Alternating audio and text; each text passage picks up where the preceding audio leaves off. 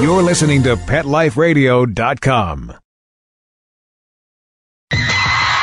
Hi, I'm Seth Peterson. Hi, I'm Debbie Hedren. I'm Rhonda Schwartz. I'm Doris Roberts. This is Jessalyn Gilson. Hello, I'm Victor Webb. Hi, this is Charlotte Ross. Hi, this is Ed Begley Jr. What's up, you guys? This is AJ from the Backstreet Boys. Hi, this is Shannon Elizabeth, and you're listening to Talkin' Pets. Talkin' Pets. Talkin' Pets. And you're listening to Talkin' Pets. Talking Pets. Talkin' Pets. With Jon Patch. Jon Patch. You're listening to Talkin' Pets with Jon Patch.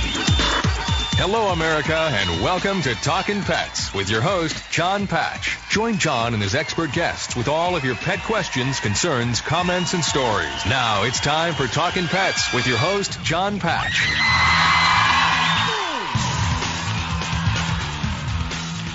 And welcome to Talkin' Pets, heard coast to coast on your favorite radio station. This is Talkin' Pets, and I'm your host, Jon Patch. Joining us in studio is Mr. Jay Stutz, here to answer your training questions and your behavior questions about your pets. Also sitting in with us today is... Jenna Winters. Hi, Jenna. Hi. Nice to have you sitting next to me today. Thank you. I'm over here on this side for once. It's weird. Sitting on the other side of the studio here is Mr. Bob Page, our producer today. Hi, Bobby. Hi, how are you? We're doing wonderful. How are you? Lovely. The show is also produced by Mr. Tony Legg at Business Talk Radio and Lifestyle Talk Radio Networks. When you call in, you'll speak with Mr. Tony Legg, and he'll put you on the air with us at 866-606-TALK. That's 866-606-8255. Pick up the phone, give us a call. We want to talk to you about your pets, but we have a special guest joining us, and we're going to be talking to the Search Dog Foundation. So stay tuned for that. We got a special guest joining us. His name is Mr. Murphy. Mr. Bill Murphy, he's the program director for the organization. So pick up the phone, give us a call, 866-606-TALK, 866-606-8255. I'm Jon Patch.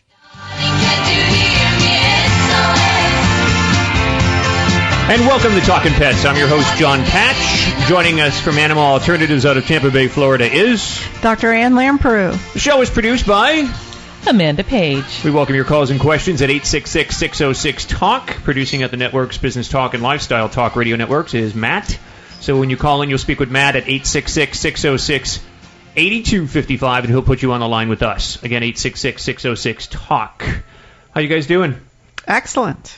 Doing well. Crazy week, crazy day. Of course, we had a little technical thing there at the beginning, so our Don't you apologies. think the song was fitting? I thought it was very fitting, yes. Very fitting exactly right with what's going on today. I must have had sixth sense here. It's nuts out there. Everything that's going on, everybody's watching the news and listening to the news about, Hawaii and all, and the tsunamis. And friends of mine actually texted me this morning saying they were okay in Chile. The whole family, friends' families out there, and it's just nuts. But, and also at our own old home where we used to broadcast from, you remember that, guys, SeaWorld. Yeah. Everything that's going on with Tillamook there. And we're going to find out a little bit about killer whales and all, and kind of the history of them, and, animals in entertainment and animals in captivity. And the number one guy out there to tell us all about it is Mr. Jarod Miller. So we want to welcome him on to the program. Hey, Jarod, how you doing? Welcome to Talkin' Pets. Hey, great. How you doing, John? We're doing wonderful. I want to introduce you to Dr. Ann and, of course, Amanda. Hi there. Hi, Dr. Ann. Hello. Hey, Amanda. Hi. Are you guys down in sunny Florida right now? I wouldn't say sunny. No. 40s and rain, but it's not sleet. Yeah. It is. Yeah, I'm in a snowstorm right now in upstate New York. It's I'll be on a plane. I'll be there tomorrow morning. Come on down. Yeah. You always got a place to stay. Great. It's funny because not funny in a sense, but in a sarcastic kind of way. I mean, it's just insane, actually, with everything that's going on around the country with the snowstorms. And, I mean, in Florida, we're not supposed to be in rainy season, and it's supposed to be warming up down here. It's in the 30s and 40s, and it's raining constantly. It's just nuts. You guys are getting hit with, like, inches on inches of feet of snow. And then, of course, you got the tsunamis going on in Hawaii and Guam. You've got the earthquakes, of course, in Chile, and, what happened in Haiti. The world just seems to be a mess right now. Well, Mother Nature has to throw little tantrums occasionally. Yeah, I guess. Before we get into the SeaWorld thing, speaking of currently what's kind of going on there, Jarod, what about the animals? I mean, human beings, kind of prepare for this and so on and so forth. I mean, if you have time, we're given warnings to do this and that. What about our animals? Like, for instance, domestic animals. Are they aware that something like this is going on when something's going to hit? Oh, absolutely. I mean, animals, look at it this way. Animals, whether it's sense of smell or acute hearing or eyesight, just sensitivity-wise, they're so much more hypersensitive than humans in so many ways, and I think that really does come into play even with premonition and really understanding their own environment, and especially when in the case of some severe weather or an earthquake. It's been documented, and you see it time after time. Let's say a tsunami hits an island, a lot of the animals that are on the coast, hours, even days before, will start moving inland. Animals as we all know as animal people and pet people, how perceptive animals are. And, it's absolutely true. However they do it, they definitely can pick up on a lot of the environmental cues a lot quicker than humans in most cases. It's interesting. You got to kind of think about the tortoise and the hare. The hare can actually run for those higher grounds. What about that poor tortoise? They move pretty slow. Well, a tortoise has been around for millions of years, so I'm sure that, even at a slow pace, he might be able to get out of the way. Or in the case of a tortoise, I'm sure, pulling in his head in his legs might actually do the trick as well if there's some severe weather coming. That's right, and not really even having to breathe for very long. Being a reptile, sometimes they can slow down some. I've also said, on this program, too, that, with the domestic animals, like our dogs and cats, if an earthquake's going to hit, of course, as a human being, we won't know it until it's actually felt. Whereas our dogs and cats, if you pay attention to their behaviors, they'll actually give a clue or a signal that something's going to happen, correct? Oh, absolutely. That's what always kind of drove me into the realm of studying ethology or animal behavior, is that you can learn so much. Animals unfortunately can't communicate to us, verbally, but boy, their behavior and their, just how they react, not only, with each other, but, with humans. You can really learn a lot, even about ourselves, by looking to the animal kingdom. No, very true. I've often said that actually animals reflect humans. We're all animals. So there's a lot of similarities in the behaviors and the emotions and so on and so forth. Correct? Oh, absolutely, and especially, and to even talk about, what has recently happened at SeaWorld with the killer whale.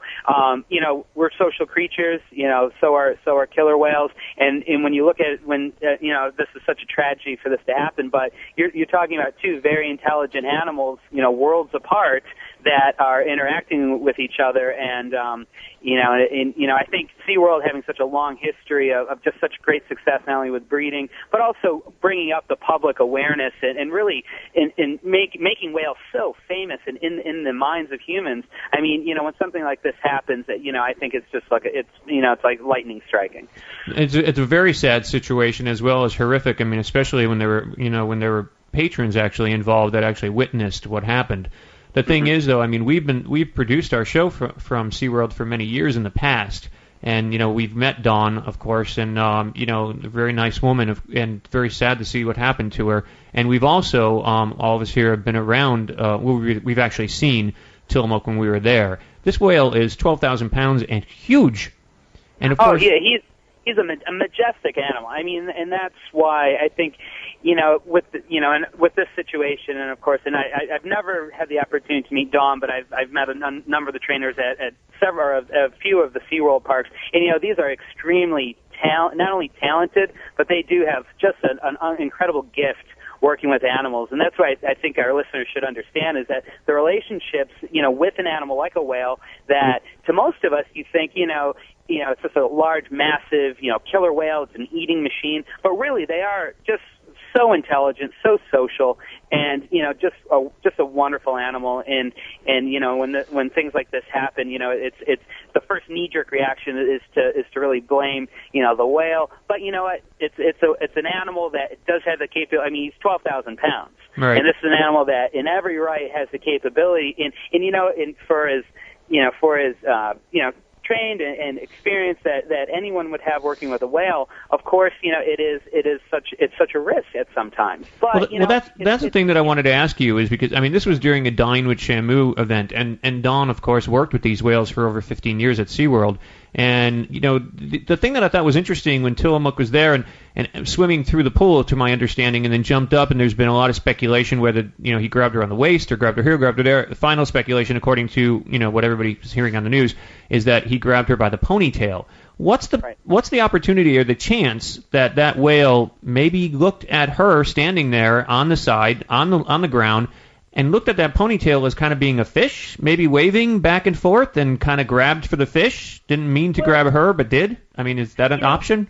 Yeah, I think there are. I mean, and again, it's easy to speculate on, and really, we almost would never know, really, what triggered him to kind of react. And, and it actually, in a lot of ways, it was, the unfortunate thing is, like, the stars and the moon were aligned in that situation. Who knows? The killer whale, maybe not necessarily thinking it was a fish, but definitely looking at something about the ponytail or about that movement, triggered him to display a behavior. And knowing the whale's history and how gentle he was or could be with his trainers and the relationship that Don had with him, is that this is an animal that, basically, he saw this situation as saw this situation as an opportunity to play. And you know what? He's a 12,000-pound animal. He might have been doing something so, innocuous or so gentle, but just because of his sheer size, the weight, the dependent of the situation, that unfortunately Dawn, she was put in a fatal situation. Jarod, hold on. We're going to take a little break. When we come back, we're going to continue on with Jarod Miller, and this is Talkin' Pets. Talkin' Pets. We'll be right back after a short pause. Well, 4 to be exact. Be sure to tune in when Pet Life Radio goes live from Global Pet Expo, the world's largest annual pet products trade show. March 25th through the 27th, you can catch all the new products coming out for our pets before they even hit store shelves. From the latest in all-natural and eco-friendly products to the most elegant in pet pampering and high-tech innovations from companies all over the globe. It's at Global Pet Expo. Nearly 800 companies will be displaying new and exciting products to make time with our pets even better. Tune in March 25th through the 27th for everything Global Pet Expo. Aquariums and pond keeping are among the most popular of all hobbies in the United States and throughout the world. In fact, fish are probably the most numerous pet in people's homes and in their businesses.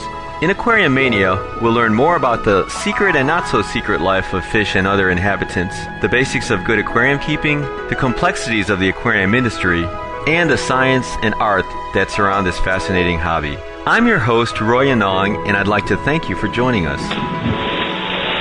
Aquarium Mania. Every week on demand, only on PetLifeRadio.com.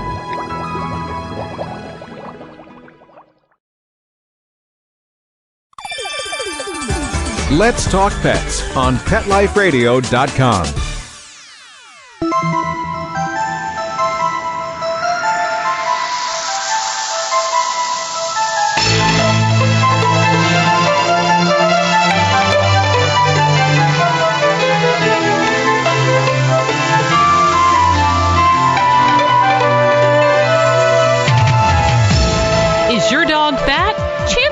You are too. With a Talking Pets News Brief, I'm Amanda Page.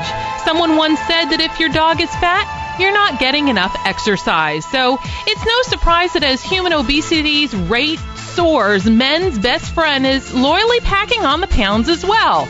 Over 34% of Americans in the United States are considered obese, according to the National Center for Health Statistics. Most estimates say that up to 40% of household pets are overweight. An overweight dog shows real negligence by the owner. There's pressure on the bones and the heart and the organs. If a dog doesn't get enough exercise, behavioral problems such as anxiety, chewing, destruction, excessive barking, house soiling can occur. Reporting for Talking Pets, I'm Amanda Page.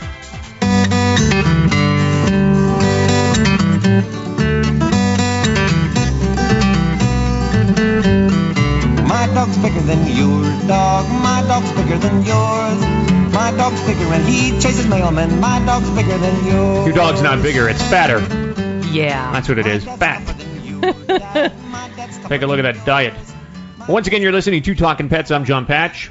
And Dr. Ann Lampreau. And Amanda Page. Jarod Miller is a young naturalist, zoologist, pet expert, and regular guest lecturer for zoos, universities, and promotional events, having lectured on captive management and wildlife conservation at venues including the White House.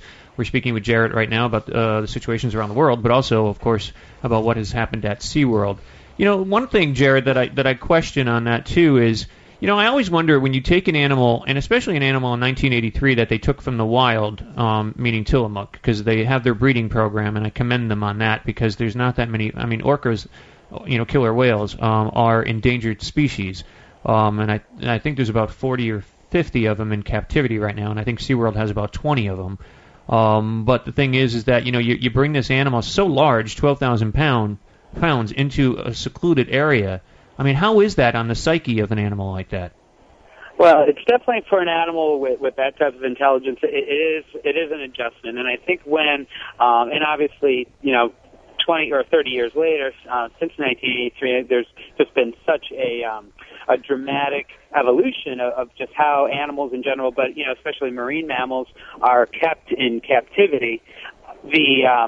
I would say, you know, initially being an intelligent animal, it's a huge adjustment. I mean, being in an open environment, being brought into captivity. But you know what? Looking at the relationships that the trainers have had with, you know, even with Tillamook, how over that course of time he did adjust, and he did become associated with humans. And again, he has, like, most importantly, that one whale that, you know, was taken in the wild, which you don't see anymore, and why it's so valuable that he's here now is he is, you know, producing more whales in captivity than perhaps he could have been doing in the wild. So, I mean, he is a valuable whale, not only to, obviously, the captive program, but to the killer whale in general. I mean, he's a sire to captive breeding and to the conservation efforts, as well as he's been a spokesperson for whale conservation, you know, since he's probably been, you know, in captivity. So definitely his role in the whale community is pretty high. But to answer your question more briefly, I mean, obviously there is adjustment, and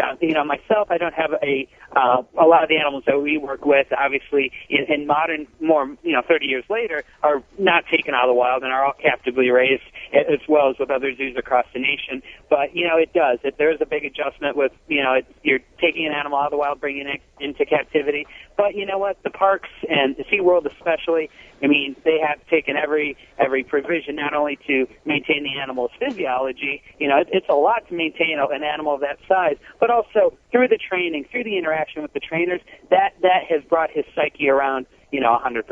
Well, I think with Talkin and any other whale that they're working with, the trainers all know that there is that fraction of risk with their life. Oh, absolutely. And you know what, too? I mean, you know, I think the fact that he was, you know, at one time a wild whale doesn't really play into this incident as much as you would think. I mean, a killer whale, whether it's in the wild or captivity, you know, still does have the capability to, you know, to cause bodily harm or death to, you know, a person, you know, or a human. I mean, we're so much smaller. You know, we are an animal that, you know, is similar in size and in you know, in appearance to maybe what they would feed on. I mean, killer whales are a predatory whale. They are a toothed whale, like, you know, like a dolphin or anything else. But they, so you know what? That's the thing with working with any large predator or really any wild animal in a captive situation. I mean, that's where it comes in. I mean, you have to be as much of a psychologist as you are a zoologist. I mean, you have to understand and really reduce, even though that risk is always there, that this animal could, you know, it's innate, its behavior could express itself in a predatory way. You know, Jarod, can you hold for one more minute and stay with us a couple more minutes? Absolutely, John. We'll be right back with Jarod Miller. You're listening to Talkin' Pets. You got a question or a comment, and this is Talkin' Pets. We'll be right back, right after these messages. Stay tuned. It's time for school for you and your friends, your furry best friends. Train your dog the fun and easy way with Teacher's Pet Sessions. Teacher's Pet host Pia Silvani teaches you step-by-step how to train your dog the fun and easy way. You get 8 30-minute live audio training sessions, complete transcripts of each session, plus a basic training manual to get you and your dog off to a great start. Training begins the moment you bring your dog home. Teacher's Pet Sessions offers positive reinforcement training to shape your dog's behavior and encourages upbeat, enthusiastic responses to ensure that your dog will enjoy learning. Teacher's Pet Sessions dog training is fun at both ends of the leash. So listen, learn, and laugh with your dog with Teacher's Pet Sessions. Get your copy of Teacher's Pet Sessions Volume 1 today. To order, go to teacherspetsessions.com. Hi, this is Pia Silvani, your host. Bring your dog, tug toy, and treats, and get ready to have some fun. teacherspetsessions.com. Hello! I'm Deborah Wolf, and I'm inviting you to my animal party on Pet Life Radio. The dress code? Come as you are. Pajamas, a tux. You can even go naked like your pets. Unleash your party animal at my animal party. Guests you know from Animal Planet, TV, radio, the news, and bookstores will be joining me. And that's because after I won Best Pet Radio in America from the DWAA, I got my paw in the door and I met a lot of amazing people. And the best of the best are going to be coming to the party. They're coming to party with us. So join us at the animal party. Don't miss the party. Every week on demand, only on PetLifeRadio.com. Let's talk pets. Let's talk pets On Pet Life Radio. Pet Life Radio. PetLifeRadio.com. Hey, here's your host, Jon Patch.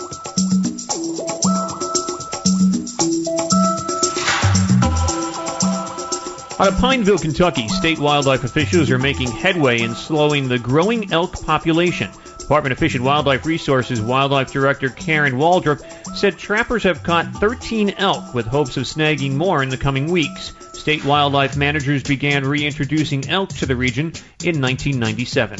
Dr. Ann? In Honolulu, Hawaii, supporters of a ban on shark viewing tours have gathered more than 1,000 signatures of supporters. Mahina Chillingworth, vice president of the surf group Hui o Hainalu, I apologize if that's pronounced incorrectly, said the group has safety concerns. Noting the north shore of Oahu is considered the surf capital of the world.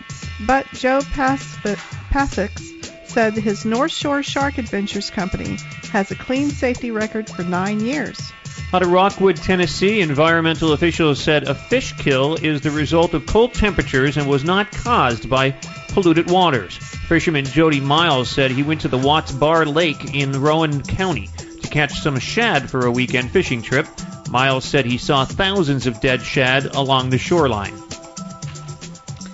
Anchorage, Alaska, an environmental group petitioned the Environmental Protection Agency to take action to reduce soot, which it blames for accelerated glacier melting. The Center for Biological Diversity called for regulation of black carbon pollution under the Clean Water Act.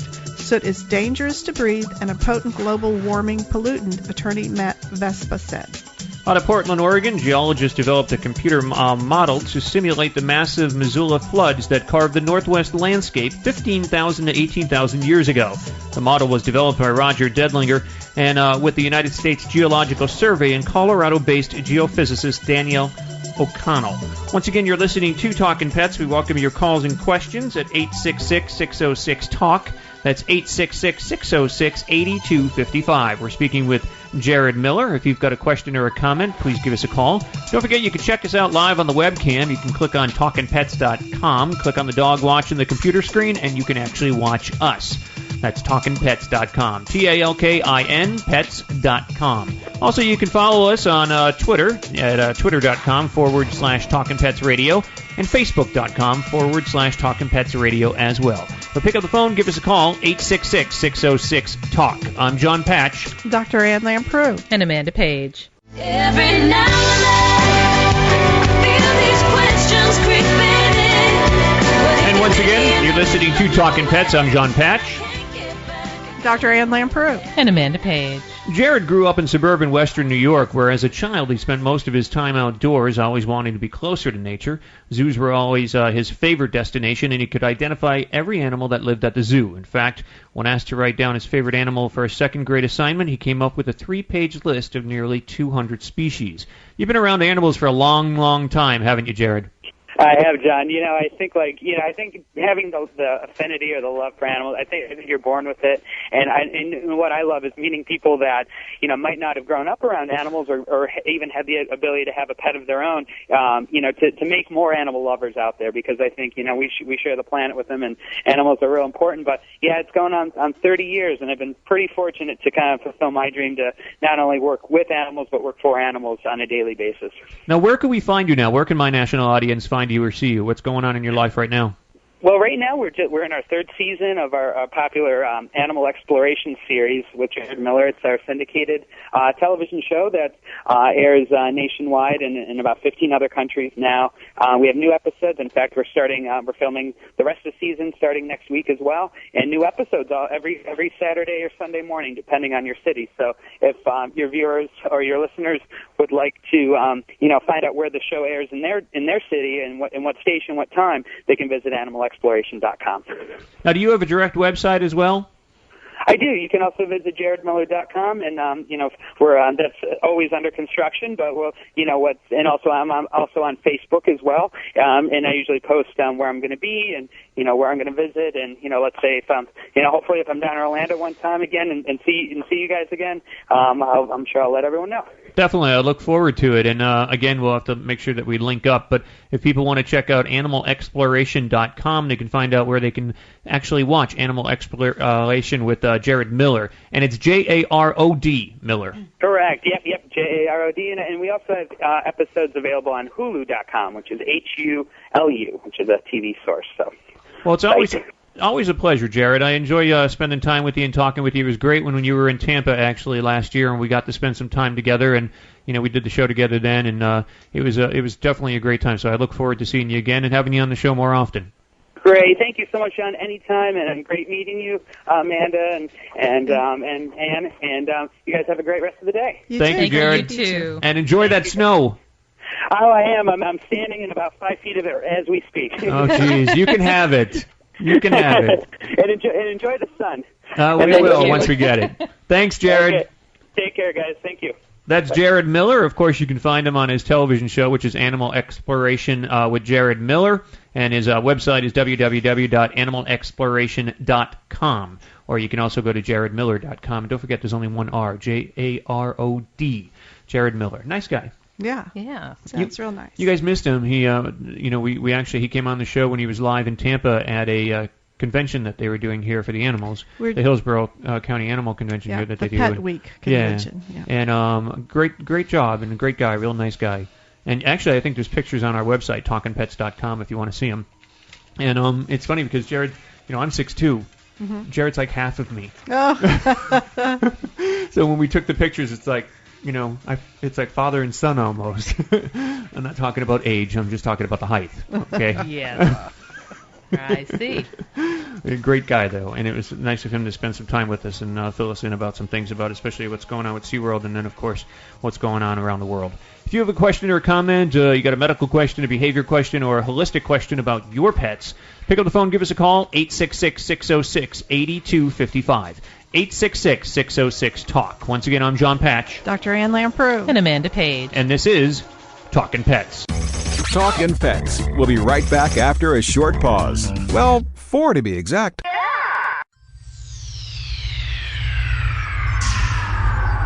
Greetings, humans. What planet am I on? Welcome to Pet Planet. Here's a copy of Pet Planet Magazine, Florida's most informative and fun pet resource magazine. It features heartwarming stories and informative articles from local and national pet experts. Excellent. Pet Planet Magazine offers Operation Planet Rescue, helping rescued pets find new homes. And it's available at 500 locations in South and Central Florida and 24/7 on the internet at petplanetmagazine.com. If you're out and about with your pet, you may be featured in Paparazzi, candid pictures of you and your pet. For up-to-date pet-friendly events, activities, and pet-related services and products, Pet Planet Magazine is your final destination. I shall take this magazine home with me. Back to your home planet? No, to my condo in Boca.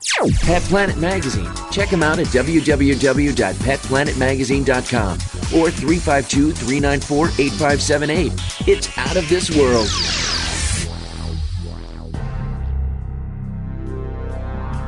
Ladies and gentlemen, Pet Life Radio proudly presents DSPN, the Dog Sports and Performance Network. Get ready to unleash the dog sports enthusiast in all of us. From speed drawing and mushing to racing, agility, and competition. This is the place to learn all about the dog sports and activities that you can do with your furry best friend and canine competitor. So get ready for game time. DSPN with your host, Lori Williams. Every week, on demand. Only on PetLifeRadio.com. Let's Talk Pets on PetLifeRadio.com.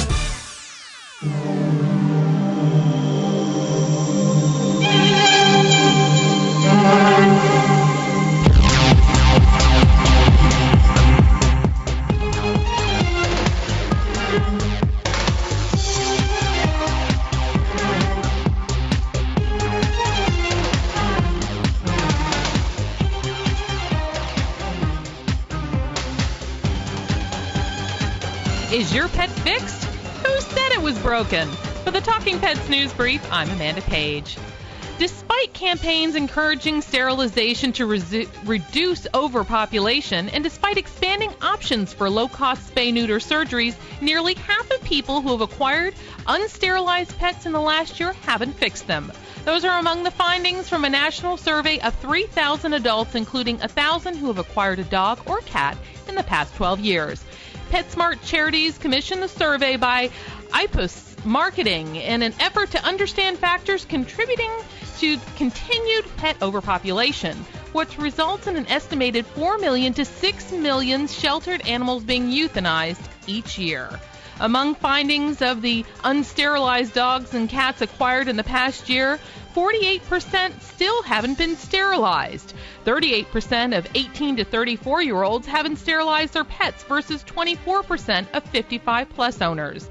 13% of dog owners and 19% of cat owners have wound up with litters, more than half of them unintentional.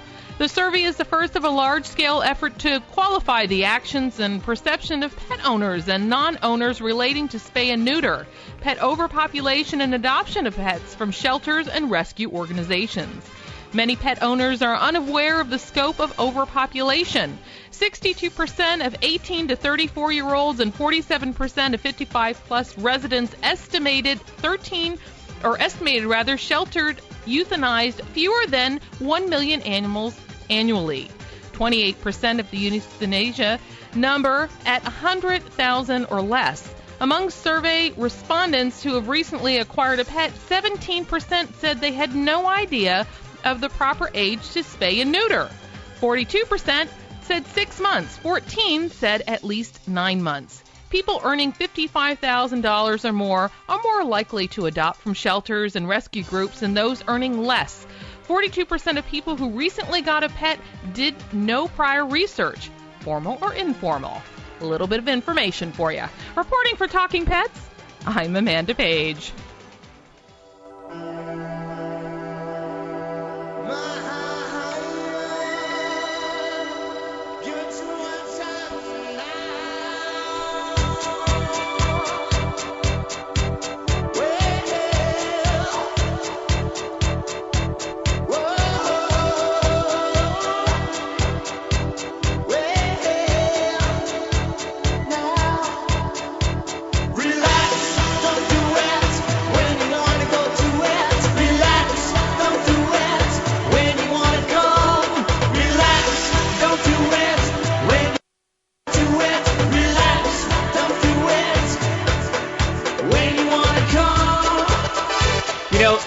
Relax these days. I'm sorry. I'm getting more and more stressed out. It's been just a crazy week. Not to scare y'all, but yeah, I got that little virus thing going around. So I've spent more time in my bathroom over this last week than I have in my entire life. Not to get graphic, but it is gross.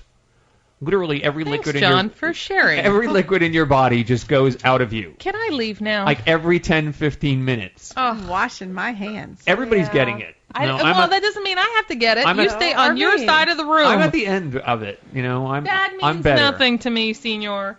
I've only went once today. I haven't gone 150 times. That's nice. At least you guys out there listening aren't going to be exposed.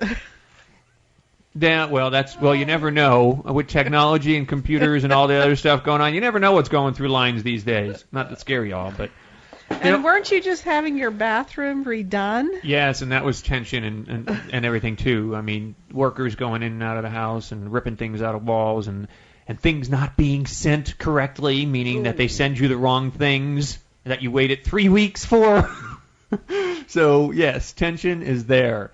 But then, of course, you got the craziness going on around the world with the weather and everything like that. And it's just nutty between Haiti and now Chile. And then you got the tsunamis out there. And, the snowstorms in the northeast and down here in the south. Everything's freezing. And there's rain. Where's this coming from? It's not even rainy season. It's just rain in Chile. Well, they say, according to a new study out there, fewer but fiercer tropical cyclones. 87 a year average could drop to 57 by the year 2100. Although global warming could cause the number of tropical cyclones to decrease around the world by the end of the century, the storms that do form probably will be more intense. Stronger. Like we need any of that. That's great. Instead of Category 3, we're going to have Category 4 and 5. This is not a good thing. No, not at all. By the way, if you've got a medical question, a behavior question, give us a call. A holistic question, of course, homeopathic question about your pets, meaning natural. 866-606-TALK, 866-606-8255. Dr. Ann is the expert in homeopathic medicine and holistic medicine. 866-606-8255. So pick up the phone and give us a call. But according to an analysis, the number of tropical cyclones around the world could be expected to decrease 6% to 34% by the end of the century.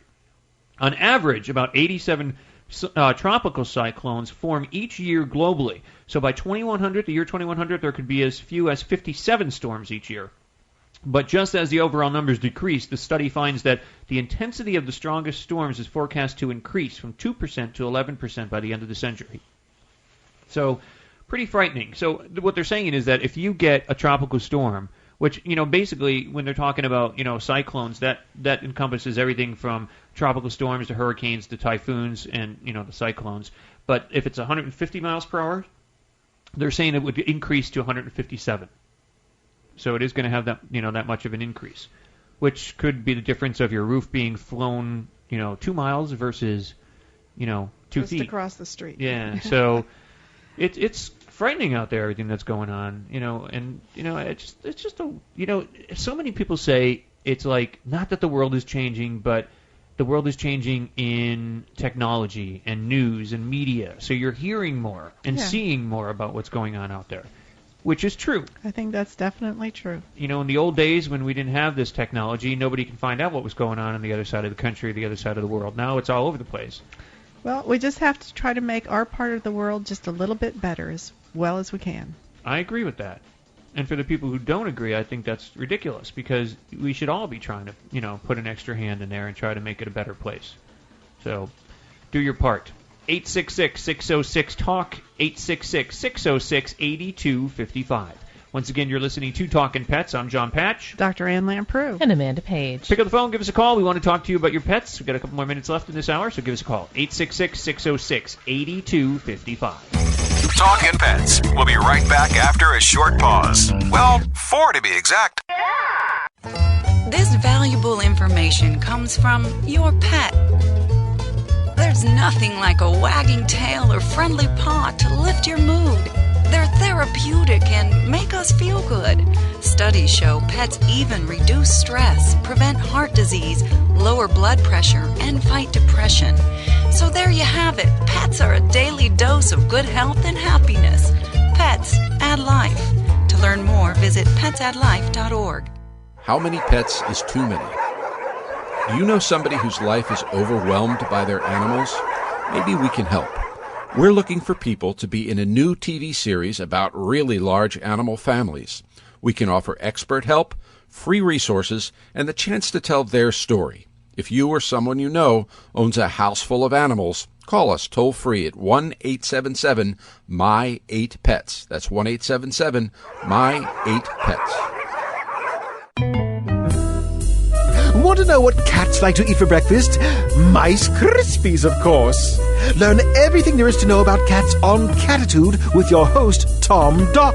Each week, we'll spotlight a cool cat breed, give up-to-date advice on cat health, and check out spiffy new cat products. So curl up on the couch every week for a perfectly enjoyable time on Catitude, every week on demand, only on PetLifeRadio.com.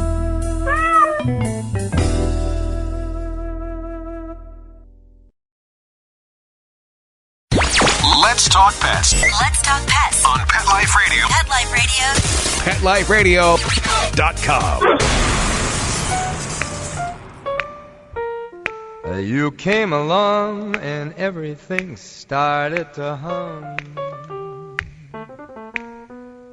Still, it's a real good bet.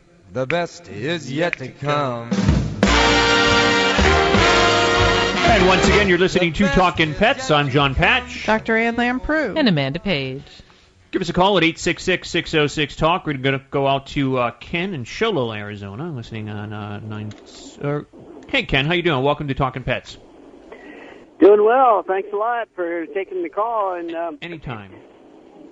My concern is, I've been listening to the people talk about the killer whales and killing the trainer and that, and I've been reading the papers. And I taught life science for biology for 36 years, and my biggest problem was teaching proper names for animals. And what's happening is that killer whales are really the largest dolphin, orcas. Correct. And the man that spoke before said that they were a toothed whale. And that just sends shivers up my spine, because whales are getting a bad reputation here when it's really a toothed dolphin. Yeah, it is the largest, actually, breed of the dolphin. That's true. And, have you ever been around an orca or a killer whale? Well, I did go out. When I was younger, I have been out to SeaWorld, and I watched the program, and they're truly magnificent animals, and amazingly, they live in pods, and I read National Geographic where they said they could take a orca and the sounds, and they could even tell where it came from just by its dialect and that. Right, they have different dialects. Right. You know, it's interesting, though, that you mentioned that, because being in pods, which is true. I mean, they do form pods, in which, of course, at SeaWorld, they have their own group of family there. They're all bred within their, the breeding system there. And SeaWorld, I was there for 5-6 years, and for what I've seen, when I was privileged to see at SeaWorld, and I did actually spend some time with the orcas while I was there, they take very good care of the orcas. Tillicum is actually that's 12,000 pounds, and something that was taken from the wild that wasn't bred in captivity. So you've got a little bit of a difference in attitude. But then any animal, like our friend Tippy Hedren would say, any wild animal is going to have the wild instinct no matter where you take it or where you put it. So you can never turn your back on it, ever. Exactly. I mean, it's not a domesticated dog or cat, and it took 11,000 years to domesticate dogs and cats. Exactly. So, I mean, with orcas, you're taking an animal that's anywhere from 8,000 to like 12,000 pounds. You don't want to mess around with that. And some dogs are dangerous too, even though they've been domesticated. Correct. I mean, anything, and even a human being, as we all know, anybody, and animals, and we're animals in ourselves. I mean, we've been known to shoot a person or kill a person as well, of course. So anybody can go wild, any animal can go wild, or can go, a little on the psychological side. But it's just a sad situation. Dawn was a very nice girl, and I mean, she knew what she was dealing with, and she loved what she did, and it's just very sad that something like this would happen. And we, our hearts do go out to her and her family, and everybody who knew her. And just people need to know, if they're going to work with wild animals, they're always going to have that chance that this could happen to them. Exactly. Ken, thanks for calling us. We got to say goodbye because we're at the top of the hour. But thanks so much for listening, and thanks for calling in, Sholo. Okay, thank you. And thanks for pointing that out, by the way, too. Okay, thanks.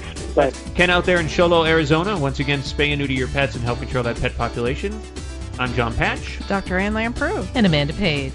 Pick up the phone, give us a call. We're always here on every weekend, 866-606-8255 on your favorite radio station. This is Talkin' Pets.